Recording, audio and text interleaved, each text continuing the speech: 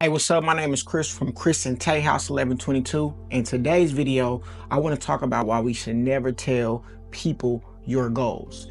I'm talking about family members, friends, loved ones, all of that. You should never tell people your goals. Here's why. Even though oftentimes family and friends have good intent, but sometimes their mindset with your mindset does not align with what you're trying to create. If you're familiar with Think and Grow Rich, Napoleon Hill said in his book, Think and Grow Rich, he suggests to caution in sharing your goals with others. He believed that sharing your dreams and ambitions openly could attract negative energy, skepticism, or even jealousy from others, which could lead to self-doubt. Hill advocated for a level of privacy around goals to maintain motivation and focus, undisturbed by outside opinions. This aligns with his ideas on the power of focus, thought in the subconscious mind. By keeping goals private, you're less likely to be influenced by external negativity, allowing you to work on your vision with greater clarity and purpose. So I have a personal experience with this. And here's why personally and professionally, I teach people not to tell people their goals, even family and friends. It can sound like we're trying to be manipulative. It can sound like, like, hey, you don't trust me, etc. But the truth of it is that their vision does not align with your vision. And when that happens, when you are in a creative space, your brain is flowing. Neurochemicals in the brain is firing off. And when you're in that creative space, oftentimes a flow of ideas start to flow. And by you acting on them, it feels good. When we tell other people what our vision is, they didn't have that inspiration from divine. And I'll be honest, when you get inspiration that just pops into your head from, oftentimes it's when you're doing something creative, whether it's working out, art, cooking, anything that's right brain activity. When you're doing that, oftentimes you can get in a flow of inspiration. But when you tell other people about that, what inspired you, whatever it may be, it could be anything. When you tell someone your goals, their vision doesn't align with yours. So for example, you share an idea. Hey man, I'm thinking about this. And what happens is that their 3D, I call it the 3D mindset, their 3D mindset, material mindset kicks in. Well, how are you gonna make that happen? Right? How is that going to be a possibility to you? You don't have access to any money, right? You've never done anything like this in your life before, right? What do you think about this? What do you think about that? What do you think about this? And then in your mind, what tends to happen is, you know what? You're right.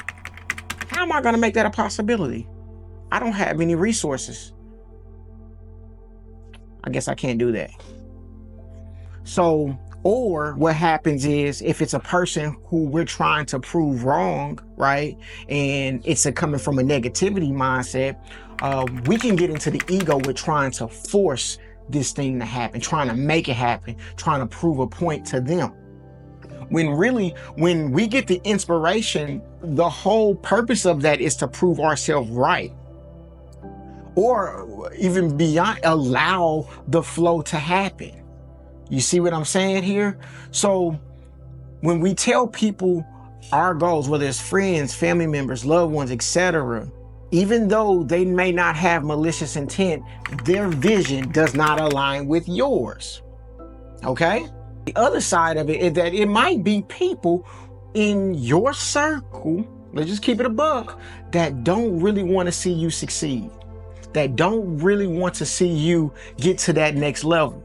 They may want to see you successful, but they may not want to see you more successful than they are, or achieve a goal that in their mind is not possible. You might have people say, man, in reality, man, that's not possible, because they're projecting their negative thinking onto you. And oftentimes it's not even about you. It's their negative thinking that they have about themselves. They're projecting it onto you. Okay? So that's another reason why we shouldn't tell people, because of their negative thoughts about themselves may be projected onto you. So Here's an actual story of when I decided not to tell my wife what I was creating. And a lot of people would think, okay, well, she doesn't support you. Why didn't you say that? No, my wife completely supports me. But I understood me in that situation.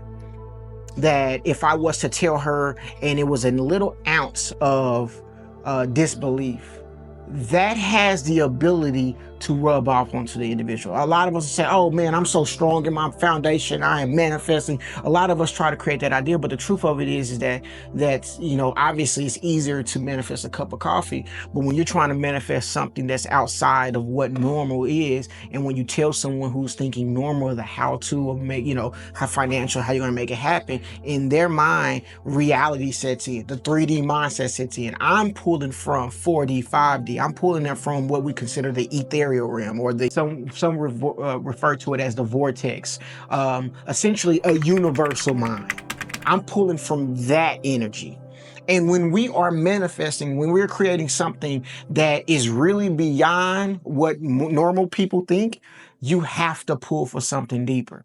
So we don't think of why this can't happen. We think about how do we make it happen. So when I first was introduced to neurofeedback brain training, I wanted to work with athletes. I wanted to specialize in mental health for athletes, right? We live in a space now, and I saw this years ago. When I play ball, we play in season. So basketball was in season, football was in season, baseball, and all the other sports in season. These days, and only time you play extra was in the summer for AAU ball or whatnot. These days, basketball and sports in general is year round.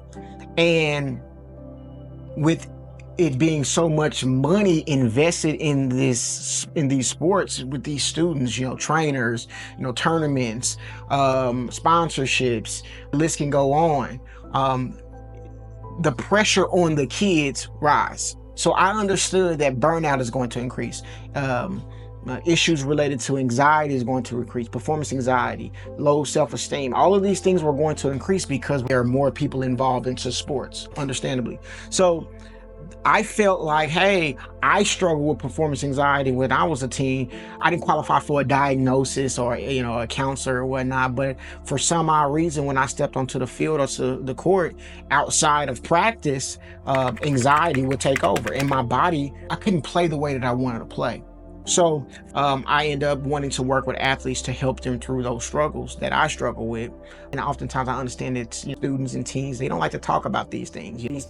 They don't connect those with a mental health issue. It's just, just play through it. Get beyond it. And that's true, but there's a way to get beyond it. But anyway, so I was introduced to neurofeedback brain training, and the equipment was pretty expensive, and I didn't have that kind of money. However, the moment that I was told about the training, they told me how much the training was, but we didn't know a date when the training was happening. I started to put that money away. Mentally, I started to prepare myself to become a neurofeedback therapist in that moment. Right? So I did a very little research, and it was like, interesting stuff, non-invasive, brain training, all holistic, teaching the brain to rewire itself, alpha wave, beta waves, frequencies. I'm into all that stuff, right? I'm into that kind of thing. So anyway, when I found out about it, I started to store the money. And about a year later, I had just finished my therapy license, and I got a call and said, hey, the class is next month. Are you getting in? Had the money. So I prepared myself, got into the class. It was a really intimate class, invite only. And this particular supervisor, I would call it it's like her baby. She wasn't doing it for money.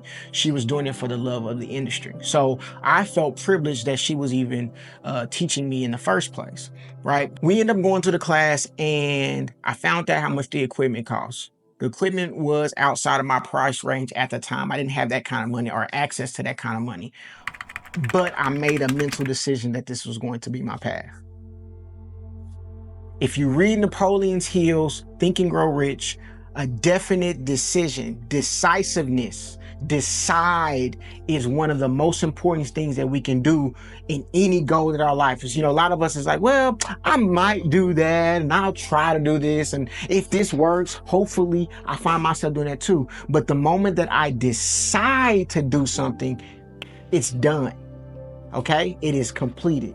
Now it hasn't physically manifested yet, but out in the ethereal plane, it is there. It is an actual thing. It is there, right? I have to then will it in to reality, into this 3D reality. So from that point, I just made a mental decision that this was going to be it.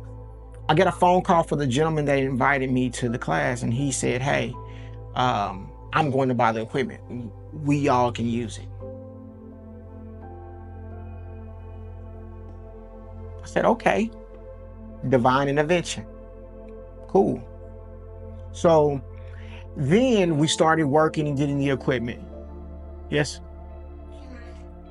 Mm-hmm. Yes, ma'am, you can. Yes, you can. So that was our first thing. So we started to work together. We started to train and do things like that. And with neurofeedback in the beginning, it is a learning curve. You know, when I first got into the class and I first decided to do it, the lady said, you guys have decided on a lifelong path of learning. The brain is still not fully understood. We are continuously learning things about this brain. And the more that I know, the more that I want to protect it, the more that I want to put it in the right state. This is why all of these things that, you know, these lifestyle things is really the medicine of the planet. It is really, your kitchen is the doctor's office, right? The workout room is the doctor's office. It's the mental health office, right? Getting good healthy sleep. Your community is serve as your therapist in terms of support and things like that. However, we find ourselves in toxic environments. But anyway, going back to what I was saying, the goal, so once we found out that we were doing that, we started to work together. Then we realized we needed some weekly training. This is hard. But the training per week was going to be another $200 per training session. Luckily, we were splitting in between a few different ways. So, but even then it's like, oh man, that's a lot of money per week. And you know, this is a learning curve. This is not something that we can just do instantly. We had to learn it, right? But at that point, I had started a cleaning company a while ago to just make some money on the side. And I had so much money stored up that was going to allow me to pay for this training without digging into my personal income. There's another moment, right? My wife knew that I wanted to be a neurofeedback therapist. I wanted to eventually get my own equipment and do my own thing. She understood that, but she didn't know how, right? But in my mind, as I was doing all the things that I was doing, as I was working out, as I was training clients, as I was getting my affirmations, I was already affirming to myself that I was a neurofeedback therapist. I was acting as if. I was walking around as if, right? And whenever an obstacle came my way, I just didn't even think about the money. I didn't think about how I was going to make this a possibility. It was just going to happen in due timing. I believe in divine timing. A year later, a piece of equipment came up that was in my price range, and I had the cash to pay it instantly. I had essentially accomplished this goal that I kind of planned out that it was going to be about 2 or 3 years before I can afford the equipment on my own. It ended up happening within a year. I've been working for myself since then as a neurofeedback therapist, one of 4 that specialize in my area, and I have some pretty good reviews on doing what I do. I'm pretty good at it. And I say all that to say this. One reason, not saying that telling my wife she was going to give me negative energy, but her reality mindset would have kicked in. Hey, but Chris, this has to happen. How are you going to get the money? What you going to do here? Are we going to be okay? And then that would have increased the nerves within me. Like, you know what? You're right, babe. That's a dream. So I'm not asking you guys to go out there and be foolish and just you know, be extreme risk takers. However, on the other side of fear is where you might find your highest self. Okay? But this, the one thing that we have to do is we have to stop telling people that we love these people. So I don't want to create an issue, but the truth of it is that the way that their mind may work, right? It may not be the way that your vision was created. So your vision and their vision is not aligned. And when when those two don't happen, we're not seeing things the same way. One good thing about a relationship is that, yeah, we may operate and do things differently, but oftentimes you can find a good, healthy relationship kind of rolls like a good, healthy wave, a good frequency. It's beautiful.